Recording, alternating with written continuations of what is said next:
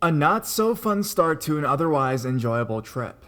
First time poster here, and I've gone back and forth about posting this because I'm not sure if it's actually creepy or if I'm just super bothered by semi-trucks in general.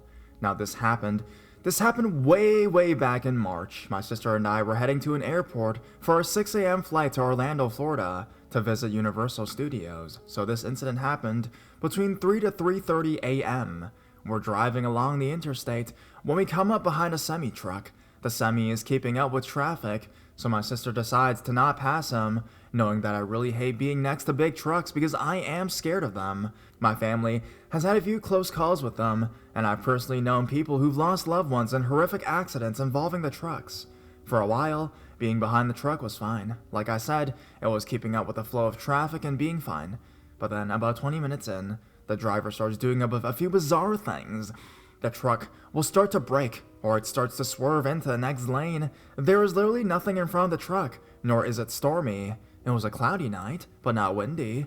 We weren't following the truck very close, but after that, my sister backs off even more. Soon enough, we're away from the rest of traffic, and it's just us and the truck. It's still randomly hitting the brakes when it suddenly swerves off the lane and hits the rumple stripes.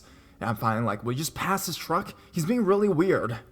My sister agrees with me and starts gaining speed to get around the truck quickly. As she signals and switches lanes, the truck speeds up a little bit. My sister doesn't let that deter her and just hits the gas. When we get up next to the cab of the truck, the driver lays on his horn, starts flashing his high beams, speeds up even more and starts to swerve over into our lane. My sister floors at him and manages to pull her car in front, though we were forced onto the rumble stripes to avoid being sideswiped by this truck. She keeps going fast, and when we get a good distance in front of the truck, she gets back over and starts to slow down a little bit. But then, she's just like, seriously, what is this truck's problem? I look in the side mirror, and this truck is just hauling ass, like he's trying to catch up to us. My sister speeds up again and is pushing past 85 miles per hour. When we're able to start pulling away from this truck, speed limit signs are 65 for trucks, 70 for cars. We eventually catch up to traffic that left us behind with the truck. From there, we were able to slow down a little more, but with that truck gaining on us again, we passed through them, and when the truck caught up with that traffic, he slowed way down, and we were able to lose him. I've told this story to a few people, and they're always like, that sounds like road rage. But I honestly don't know what my sister and I did to piss this guy off, if that is the case. But I do know that this trucker made my paranoia around semi-trucks even worse.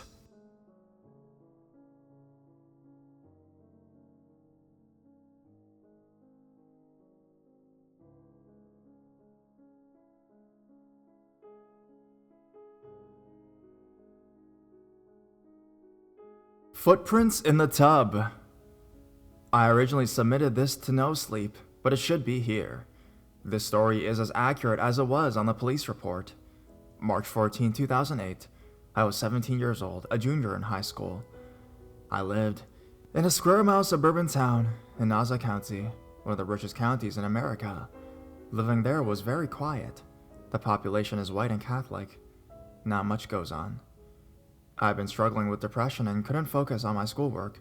I had a paper and a whole bunch of homework I hadn't done the night before, so I woke up at 7 a.m. and made my way downstairs to my mom's room to ask if I could sleep in, catch up on some schoolwork, and go to school late. She agreed. I woke up at around 10 a.m., later than I anticipated. I walked downstairs, poured myself a bowl of cereal, and said good morning to my poodle. That's when I heard knocking on my door. At first, it was regular, calm knocking. I didn't think much of it, but didn't want to answer the door in my pajamas. I picked up the house phone and dialed my mom's phone number. She was at work. Hey mom, are you expecting anyone at the house? Someone is knocking on the door, no? Could it be the cable guy? No? Okay, I won't answer it then. After I hung up the phone, the knocking continued. It increased and started becoming more rapid and frantic. I peeked through the curtain and saw a bluish pickup truck outside my property and a man standing at the door. He had a red hat on, denim jacket, jeans and sneakers. No logos, no uniform. I didn't get a good read on his face. He kept knocking. At this point, it was riling up my dog, and he was barking on top of the knocking. I swear, the knocking seemed to go on forever. I checked the locks on the doors and made sure they were secure. Then it stopped suddenly. Quiet. Creak. The sound of the side gate to my house. My pulse raced. Maybe it's the meter reader. I stood in panic in the living room. The next thing I heard was shuffling coming from the bathroom. Could it be my cat playing with the shower curtain? I had to check. I walked down the hall and peered around the corner to see inside my bathroom. I'll never forget what I saw. The window in the shower was pried open. In the middle of a bright and sterile bathroom was a dark mass pouring in through the window, one leg at a time. Ah, fuck. Do I run outside the front door? What if there's more men outside to chase me down? Side door? Too close to the bathroom. I bolted up the stairs as carefully and silently as I could. I heard my dog barking incessantly, not in a panic, but excitement, happiness. I closed my bedroom door behind me as quietly as possible. I didn't shut it all the way as not to make any noise. Cell phone. I picked it up and wondered who would come quicker, 911 or my mom, who was at work less than a mile away. I dialed her number in a whisper. Mom, there's someone in the house, Mom. There's a man in the house. The creak of his footsteps on the stairs. Fuck. Think fast. I dug underneath my desk. I could hear one step at a time as he slowly ascended the stairs. It was like a movie. I quickly dialed 911. That's when my bedroom door slowly opened. His head peered around it to scan the room. That was it. He saw me. I dropped the phone before I could hit call and instinctively put my hands over my head as he rushed at me with a crowbar flying through the morning air. Please don't hurt me. Please don't hurt me. Don't scream. Don't say anything. With a gloved hand, he struck me in the face, sending my glasses flying blind. I fell to the ground and squatted with my hands over my head. He took my cell phone. I was shaking, and my mind was racing. I'm going to die. He dangled the crowbar over my neck. I could feel the iron tip graze the skin. He was standing over me now. How much will this hurt? How long will it take? What will it feel like to have a crowbar in my skull? Fuck!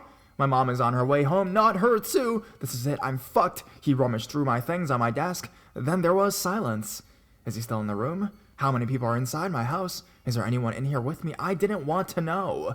I heard my house getting trashed downstairs. I could hear my dog jumping and barking at the invader, and I could hear them hushing him in a baby voice. Shh, doggy, shh, doggy. Quiet again, for what felt like hours. I heard my name. I was stunned and confused. I heard it again. My name. My mom. I ran down the stairs. The front door was wide open. There she was in my living room. I burst into tears and told her everything. I was still in a panic. Was he still in the house? Was he hiding? We called 911. They came and investigated. A pillowcase to stuff the items in. My iPod speakers. A brand new camcorder, laptop, and leather jacket for disguise. Were the items missing? I spoke with a forensic artist. The cops drove me around the neighborhood. To take a look at suspects they stopped on the street. He was never caught. After everything was settled, I needed a shower. I sobbed when I had to scrub the tub of muddy footprints. My post-traumatic stress terrorized my life. I had to sleep in my mom's room. I kept a knife under my pillow. Everywhere I went, I thought I saw the man who robbed me, not only of my personal belongings, but my overall sense of safety. It didn't help when at school, the principal made an announcement about the break-in on the loudspeaker. He told the entire building that I let my attacker in and referred to him as a gentleman. This twisted the story completely, so much that a rumor went around school that my attacker raped me and that I liked it. A whole lot has happened since then, and now I'm much happier, but I still feel the effects of PTSD today. The scary thing here is that he was a landscaper. My family never had enough money for landscaping, but both our neighbors did. Landscapers are given access to people's yards, sometimes when they're not home, and have plenty of time to scope out unlocked windows, access points, etc. He probably didn't expect anyone to be home because I didn't answer the door.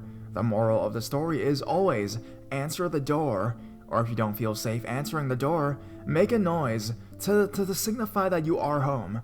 And of course, call 911 first.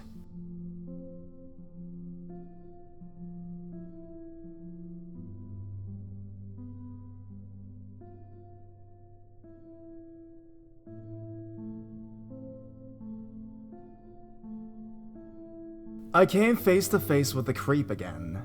When I was 11 years old back in 2006, my mom wanted to take me and my brother to a concert. I was so excited, cause it was the Wiggles. I really enjoyed them when I was a young child, and let me be honest, I still do enjoy them with my niece. So my mom buys the tickets, and we get in our seats, and we get down to our section. We were on the second row right in front of the stage. I realized a really rusty looking man sitting behind my mom. He looked like he was in his early 50s. I didn't see a child with him, so I brushed it off. So when the monkey dance came on at the show, me and a bunch of other kids were saying it loud and proud till this guy behind my mom started staring at me. It was a weird pedophile stare, and I really paid no attention to it. Soon as we were done, this man leans up to my mom and says, "I would take you home with me right at this moment." I jump in fright when he said this, and my mother yelled at him in Spanish, since she is Latina. Fast forward to 10 years later yesterday, March 11th, 2016. I am 21 years old now, and I saw the man again. He came up to me at my retail store, and he said, "I love that shorts you have on, Eva. It brings out your boobs so well." I get my manager, and the manager asks him to leave. For the rest of the day, I was wondering how the fuck he knew my name. But I brushed it off because I never saw him again. I hope I never see that man again.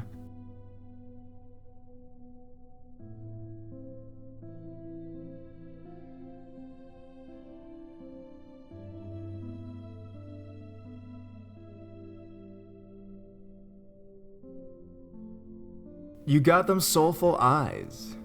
Apparently, I have a face that encourages strangers to constantly approach me and tell me random things. It's not even that they always hit on me, they just say weird stuff. This is one of the weirder things that's ever happened to me. This happened in March of this year. I am 23 years old, female grad school in a big city. One day, I had a few hours to kill between my last class of the day and an engagement that evening. I decided to take the bus to a street of shops and restaurants close to campus. I grabbed some food and bought some toothpaste at the drugstore without incident. It was a gray, drizzly day, so I had my hood up and was walking with my head down. It was about 5 p.m., and I was walking to the bus stop to go back to campus when I noticed a man walking a few feet ahead of me. He turned around, looked at me, and stopped. I put my head down and tried to walk past him, but he started walking alongside me. He said, "You should smile. You look like you would have a beautiful smile." The old "you should smile" routine is so annoying, and I didn't intend to do anything, but when I get nervous, I giggle uncomfortably. I kinda giggled at his request and smiled as a result. "There, you see? You do have a beautiful smile." I laughed some more and sped up, but he sped up with me. I like to think that I am as tough as nails girl, who would tell an annoying guy to go fuck himself, but I'm mortified of being rude, so I just muttered thanks and hoped he would leave. He didn't leave. He launched into this speech about how I should have hold my head high and smile because I was beautiful, and the world needed to know that I was beautiful. I would have pointed out that it was raining, but instead I kept laughing because he was making me increasingly nervous. This seemed to make him mad. He repeatedly asked me what was so funny, which only freaked me out more and made me giggle. Throughout the whole exchange, I continually avoided eye contact with him. When I finally did look at him, he said, "You got him soulful eyes." Then he stopped, grabbed my face, and kissed me squarely on the mouth. I was so surprised I completely froze. He let me go and said, "Girl, I'm going to see you again." He walked a few feet and said, "I'm gonna rent me a video." And he ducked into a shop on the streets. I hurried to the bus stop and wiped some antibacterial gel on my mouth. Like I said, people approach me on the street all the time, but I never had an encounter like that. Just the way he seemed so certain we were going to meet again really freaked me out. But luckily, I haven't seen him since.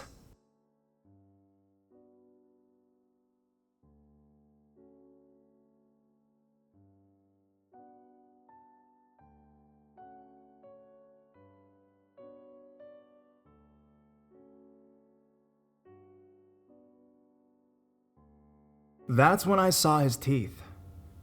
This story took place when I was 20 years old and living in New Hampshire at my parents' house.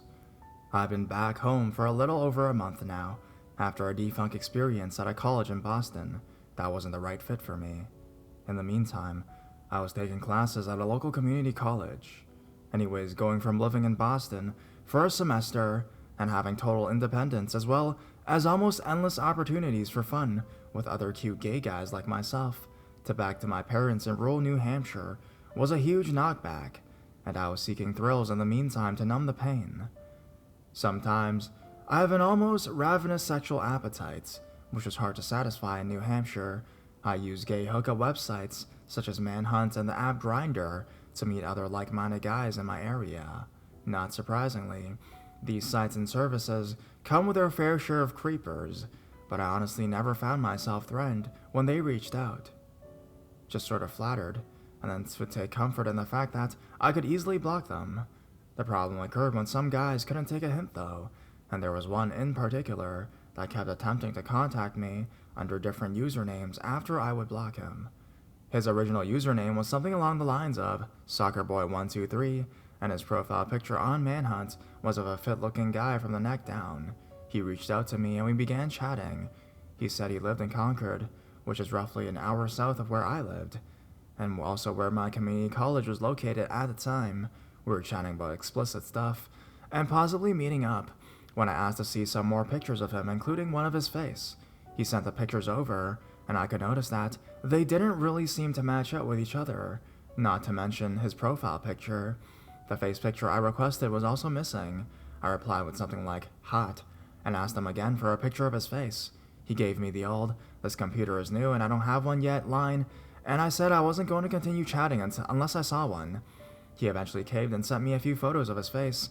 I'm not shallow, but he was ugly. I wonder why he didn't bother to continue his trend of sending fake hot pictures. The thing about him I found most unattractive was a huge mouth full of really crooked, very messed up teeth that kind of protruded out in a freakish sort of way, even with it closed. I think I blocked him right away, being kind of weirded out by this whole thing, and went along my busyness. However, in the months that followed, I began receiving hostile-sounding messages from phony-looking profiles on both Manhunt and Grindr. Most of them were blank and contained little to no information about the user. The messages were tinged with a strange bitter tone, and the sender acted like he knew me. He'd say things like, "You're a shallow little prick. Someday you won't look like that. You're fucking ugly inside. And someone's gonna teach you a lesson someday." They really started to creep me out after I repeatedly blocked the person, and they would come back with another blank profile and continue to message me. I had a feeling who it was. One night, sometime around early March I believe, it was getting late, and I was feeling kind of horny, so I turned on Grindr and started browsing. I messaged this one guy without a picture, but some stats like a football player, and we began chatting. We exchanged pictures, and he seems not only legitimate but hot. We discussed meeting up, and he says he lives in Concord. Well, it's getting really late. Concord is an hour away, and it's fucking freezing outside.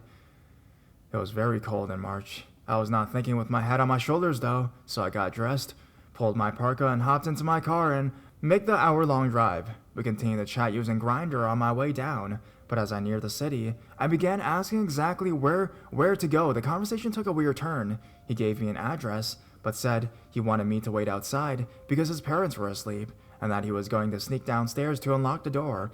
Then he would go back to his room and text me when it's unlocked so that I could walk in and go up to his room on the right. This was the strangest set of instructions I'd ever received. But what was even more strange was that he didn't want me to turn on a single light as I walked into his house, up to the stairs, and then into his room for fear of waking up his parents. At this point, I've already parked my car on the populated, yet entirely dead streets. I began counting the ascending numbers to the house. I find myself in front of a large blue Victorian that needs a little taken care of, with no lights coming from any of the windows. Now I am creeped out. I message him and let him know I'm outside, and I'll wait for some sort of light to come on. He tells me to wait, because his dad just got up to get a drink or something like that, but no lights come on in the house. I am getting seriously creeped out and impatient while waiting, and decide to tell him I'm leaving. I start walking, and all of a sudden, he reveals to me that he gave me the wrong address, and that I should be at X number on X street instead. I'm feeling beyond weirded out, and actually kind of pissed off. I was just standing outside of his random house for 10 minutes in the cold and dark, only to find he deliberately gave me the wrong address. I honestly want to go home now, but my other head is really banking on the possibility of this being good, and I just drove a fucking hour, so I pull up my iPhone and mapped it out. It didn't take me long to realize the new address was in my line of vision, and sat across the streets at a small intersection that led to more houses. I moved towards the house, this one a large white colonial with green shutters and an orange street lamp that showed down upon it. I let him know I'm outside, although no lights are showing through the windows. This time he says the door is unlocked. He wants me to come upstairs in the dark and enter his room, then feel for a mattress and get down on it. He says he wants me to just feel what's happening instead of seeing it, and assures me it will be so hot. Fuck no, I think, beginning to give in to the impending fear that's taken hold of me. But in my last-ditch effort for my other head, I give him an ultimatum. Either come down here, open the door, and let me in with the lights on, or I'm leaving. He says he'll comply and wait, now excitedly for this hot, straight, football player to come and open the door. I stared with a shaky, adrenaline-fused gaze at the door for what seemed like forever, when I sensed movement. Yes, he's actually coming down. The door pushes slowly outward, and that's when I saw, emerging from the darkness, his face, his teeth. Washed in the orange light from the street lamp, this was not who I thought I was meeting.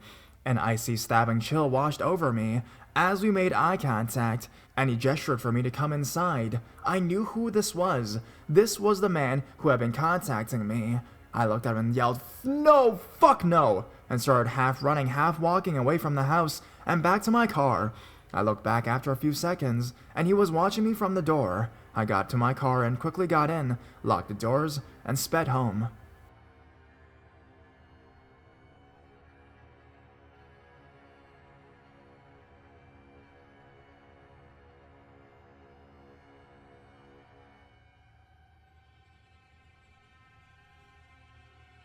Bike Seat Sniffer. I'm posting this here because I want to know if anyone can reassure my mind that what happened is in fact really odd and I'm not overreacting. About 5 years ago, I was on my way home from a night out. It was roughly 9 a.m. on a Saturday. A man with a bike was walking the same direction as me and seemed to be stopping when I stopped. Since I was crossing roads, I assumed I was being paranoid, and he was just crossing too. I stopped at a curb to cross, and he was at my side and said something really quietly and quickly. There was no one else around, so I knew he was talking at me. I thought I heard wrong, so I asked him to repeat it, and he said, "A friend I work with wants to borrow my bike, and she is about the same size of you. Would you mind sitting on it to see if it's the right size?" I shook my head and said, "No, sorry," and he left. It was weird, but I was pretty hungover and just wanted to get home because it was hot and I felt disgusting. Cut to March last year, and I'm walking to my boyfriend's house after a night shift, so it's about 9 a.m. again, and the same frickin' dude comes up to me with his bike and says the same exact shit. I didn't even let him finish. I just said no thanks and left, and off he went. The strangest thing is, my boyfriend lives a ferry and 2 bus rides away, so I saw this dude in 2 different towns, which are across water from each other. You can take a bike on the ferry though. My boyfriend actually lives closer to where I went out the night before I met this dude. He doesn't seem dangerous, but I can't find anyone else he's approached, and with a 4-year gap and still looking for someone to try out the size of his bike, I think it's more than a little weird. I'm hoping it's a coincidence that I bumped into this dude twice, but if he's been wandering around with his bike for 5 years, I really would have expected to hear at least on the grapevine that it's a common thing in the area.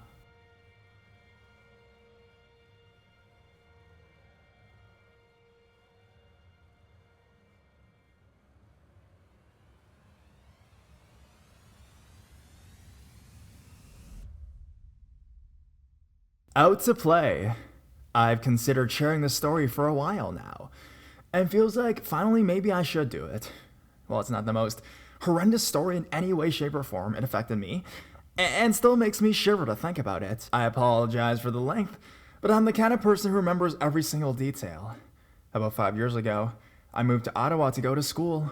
I was 18 years old and on my own for the very first time. I should mention that I've always been very cautious around strangers. I never make eye contact on the street, I never ask for directions or make it known that I'm lost, and I walk with purpose. I always trust my gut and do what I can to keep myself safe. So this happened in March. Now, if you know anything about Canada, you know that around March, there's usually a few days of warmth when we think it might be spring, and then we get another snowstorm or 2 before May, you know. It was a Monday afternoon, and I had no classes that day. I decided to walk down to the grocery store and pick up some food for the week. It was a beautiful day, around 15 degrees, which is fantastic for March, so I decided to wear just a plain t-shirt with a slight v-neck. I was walking down the street, enjoying the sun. On one side of the street is a shabby mission shelter, and any girl in the area knows that you don't walk on that side unless you want to be leered at and catcalled. So I'm walking down the hill towards a grocery store, and I noticed a man about 200 meters away walking in the same direction as me. He glanced over his shoulder, turned around, and just stopped where he was. Now, being the paranoid girl that I am, I got a gut feeling that I couldn't ignore. I could tell he was waiting there for me. I only had 3 options. I could cross the street and face the stern harassment walking by the shelter. I could turn around, offend him, and risk him following me, or I could keep walking and avoid all eye contact, hoping he gets the message. Cringing, I decided to just keep on walking. At least I'd still get my groceries, and maybe nothing was going on. I was probably just being paranoid, right?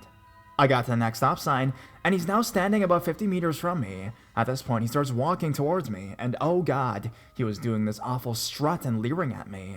And all I could think was some terrible 70s porn. The image of him walking intently towards me is burned into my mind to this day. Committed to just get it over with, I continue walking towards my destination, and he continued towards me. I stuck to the very edge of the sidewalk, giving him an open space to walk by, but he stayed towards the edge. As I went to pass him, he stuck his hand out and touched my arm. What he said will never leave my mind. The girls are out to play today. Then he licked his lips and asked me if I wanted some company. At this point, I felt like I was going to throw up, and I just walked as quickly as I could to the grocery store, called my boyfriend and told him I need him to leave work and come get me. Now, I know this doesn't seem so terrible, but I felt absolutely sickened by it. Mostly because I really wasn't wearing anything revealing. The girls were not out to play at all. It was the first warm day since fall, and I was enjoying the sunshine. He made me feel ashamed for just wearing a t-shirt. It was so deeply disturbing because he actually reached out and touched me. Guys, I don't care what the situation is. It's never okay to touch a girl uninvited. So, creepy guy on the streets of Ottawa, please, let's not meet.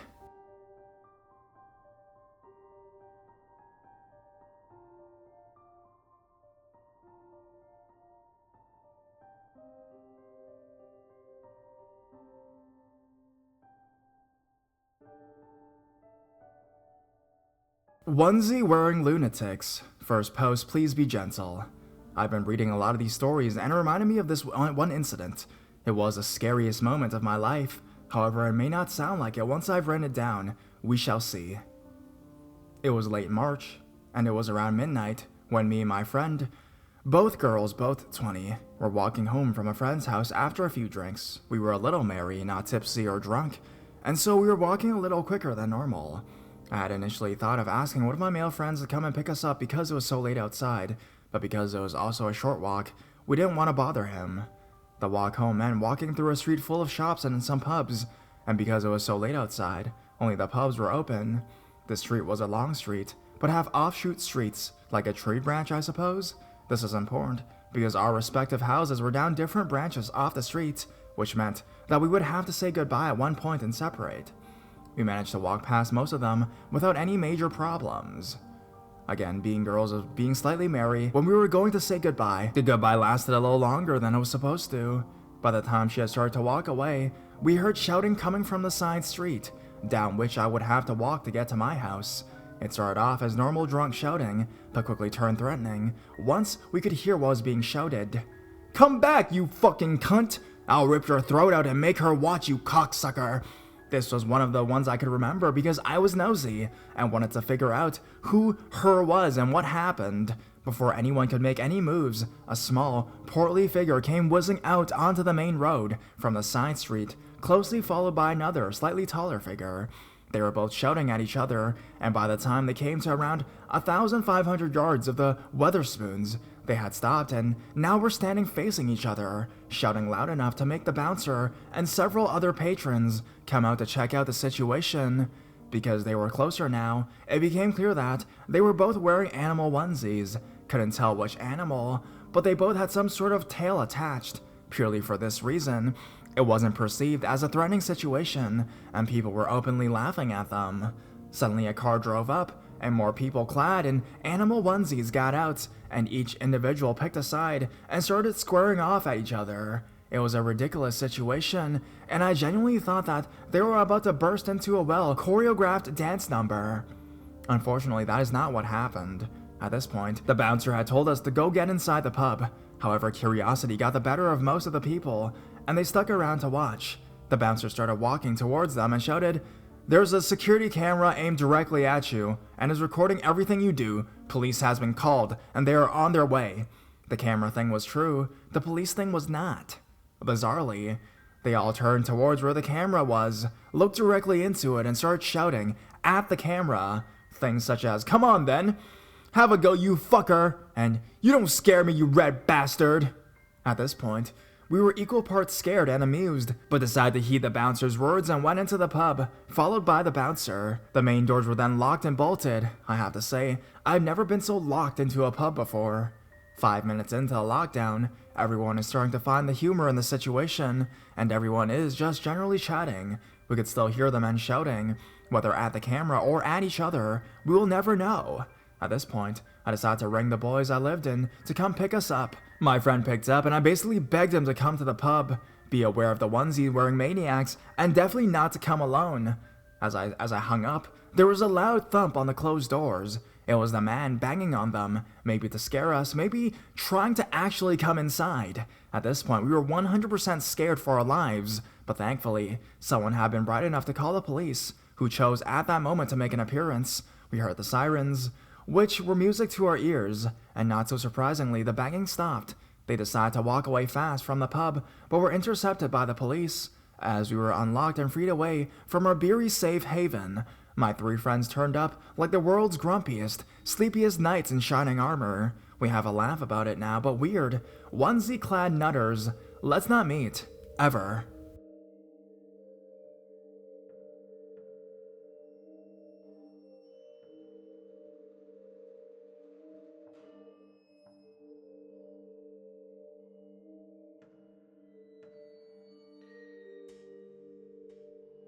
Counting change. This happened when I was in 7th grade about 6 years ago. At the time, I was in Junior National Honor Society with my friend Sarah. Being in JNHS meant that, in the spring, we would attend the March of Dimes walk. In the months prior, we were all given these milk carton-looking things with a coin slid at the top to ask friends, neighbors, parents, etc. to donate to March of Dimes. I'm pretty sure the faculty running this fundraiser specifically said, don't go door to door, but fuck it, we did anyways. So we went to a few houses and collected a good bit of change. Sarah and I sat down on the sidewalk in front of a house, not blocking the driveway, not doing anything wrong, just counting change. This was about 6 o'clock in Arizona, and the sun was just beginning to set. It was a beautiful day. The guy who lived in the house that we were sitting in front of comes outside, looks at us, and retrieved something from his car without saying a word. He had this really pissed off expression on his face, but we didn't really care. We had no reason to be concerned. We weren't on his property. We were sitting on the sidewalk out of his way counting change for a fucking charity. We didn't even go to his house to ask if he had any spare change. A few minutes later, he comes out, and the alarm to his truck starts to go off. He goes inside as his truck is blaring. Me and Sarah just look at each other and shrug it off. As far as we were concerned, we weren't bothering anyone, we weren't being loud, we were just counting change. We are a little over halfway through, so we decide to just finish.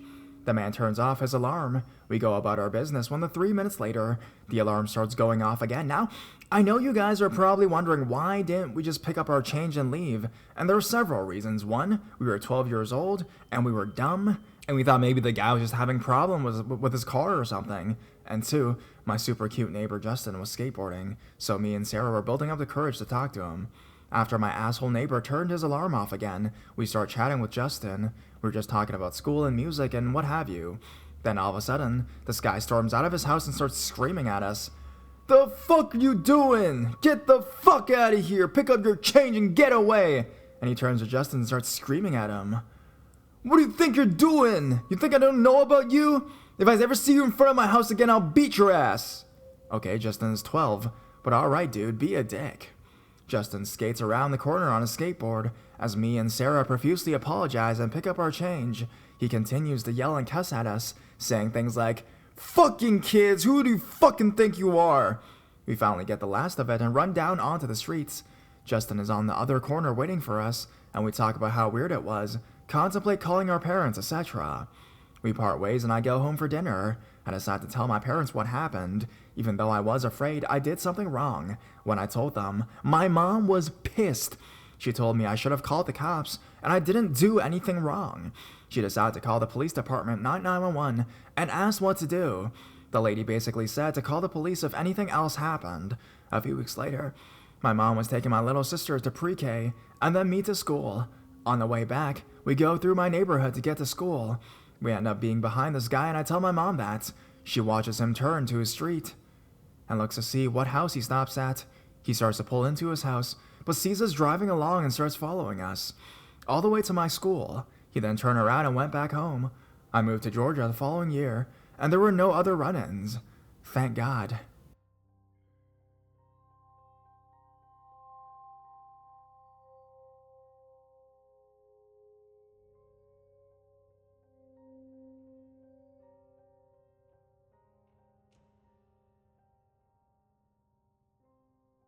My friend's Lolita lover.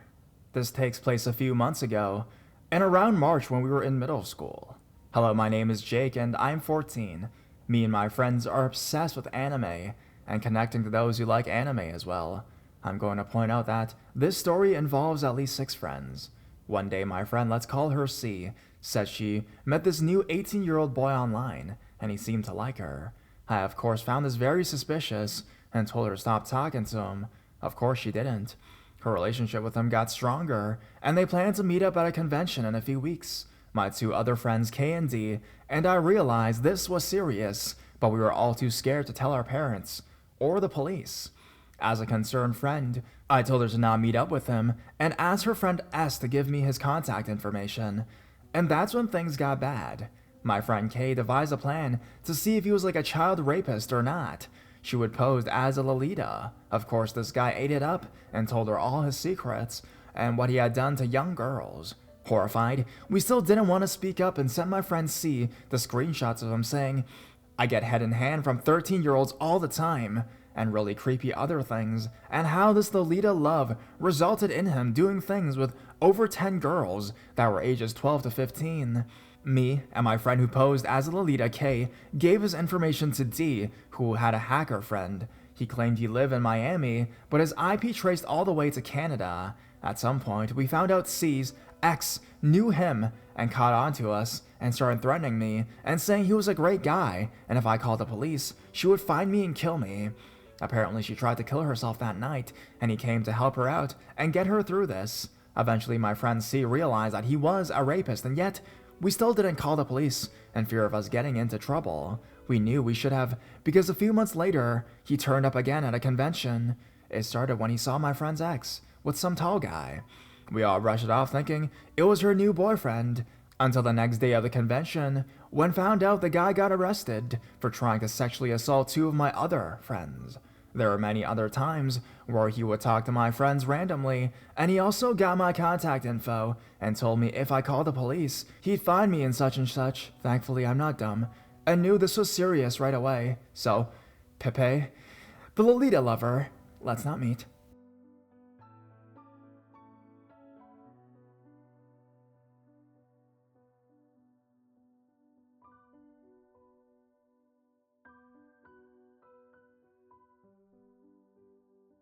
Saved by a random conversation. The one I'm going to share was experienced by my friend's sister. Everybody here in our place was shocked when we heard about the robbery and murder that took place in our local convenience store, because we all go down there and the victim was familiar to us, particularly to my friend's sister. And I found out about the story a few minutes ago when I was chatting with my friend, and I found it really bizarre. Anne would jog every morning around the village to build up her cardio. Usually she would start running by 4:30 in the morning and finish by 5:30. Then to replenish her thirst, she would drop by the local convenience store to buy something to drink. She became acquaintances with Mac, the supervisor, who was the one who opened the store every morning. March 6, 2015, according to my friend, Anne was doing her usual morning run. She started a little late, so she thought that an extension on her time board wouldn't be too bad. Around 5:55, she decided to go take a quick jog to the convenience store to buy something to drink.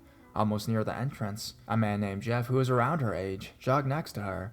They had a little conversation, and Jeff invited Anne to go jog a little more with him. Being thirsty as hell, she told him that she needed to buy something from the convenience store first. Jeff offered to buy her the drink if she beat him to the next store just a few blocks away. Anne's a little competitive, so she accepted the challenge. At around 10 a.m., after her run and breakfast, potentially a morning date with Jeff, she came home. Her parents and my friend were so worried about her, she asked why everybody was riled up. Her mother said, "Mac was killed in the convenience store this morning. We were so worried about you, because the usual time you go there to buy your drink was the time he was killed." The suspect was a former security guard in the convenience store who was fired by Mac when he caught him stealing. The robbery started around 5:40. Mac was stabbed to death 10 minutes after. The surveillance footage is on the internet, but I don't know if I'm going to link it here.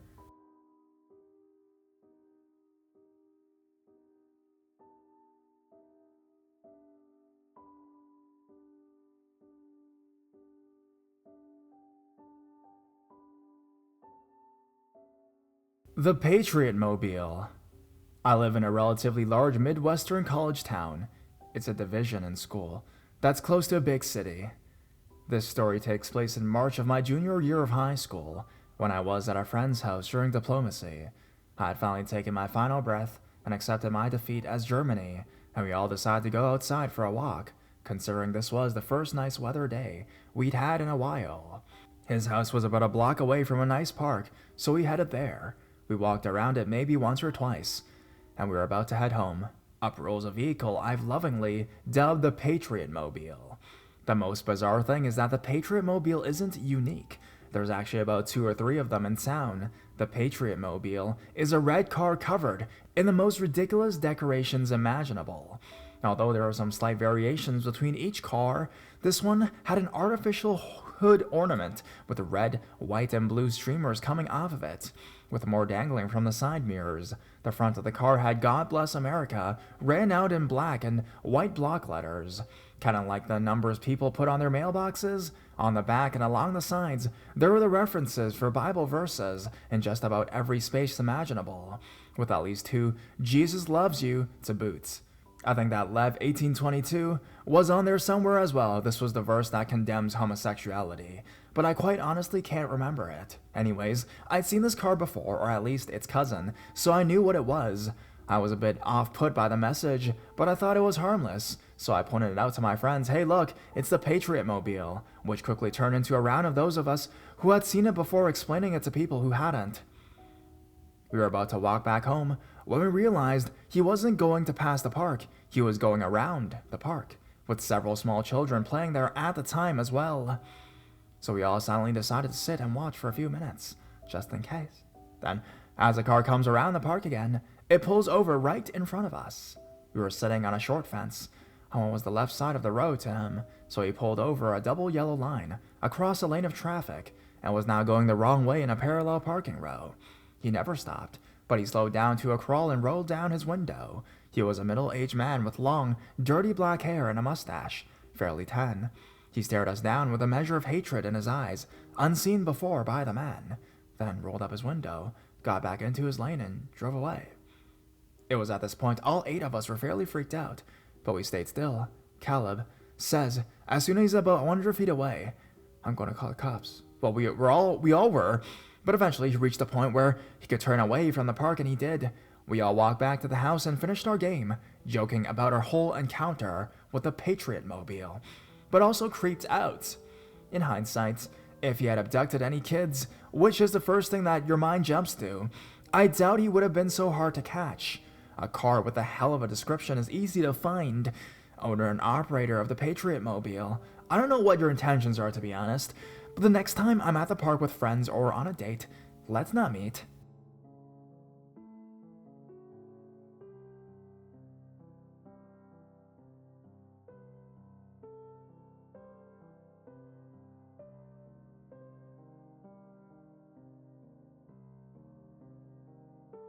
Ominous text had me fearing for my life.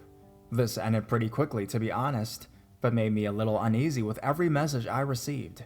I know everyone and their mother has received wrong number texts before. I myself get them pretty often for a lot of reasons. This happened this past March from a phone number with my same area code. Who is this? Call me. Who is this? Where's Tiffany? Ask her. I don't know a Tiffany. This is a wrong number. Tiffany. I'm honestly sorry. I don't know a Tiffany or yourself. Please refrain from texting me. I'm coming for you. Be aware of this. I did what you asked me to do, so now it's only fair that mine will be done. She is honest these days. I apologize. You were correct. Wrong number. I'm still not sure who this is, or Tiffany for that matter, what it was all meant to be. It could have just been a prank or some game that people in my area are playing. However, like I said, it really spooked me. Just the thought of whoever it was intended for really gets to me. The whole "I'm coming for you, be aware of this" seemed a little sinister to me from the moment I received the message. Plus, the dodging of my questions of who it was and taking so long to realize it was a wrong number sticks with me, even now. Person looking for someone related to a Tiffany? Let's not meet.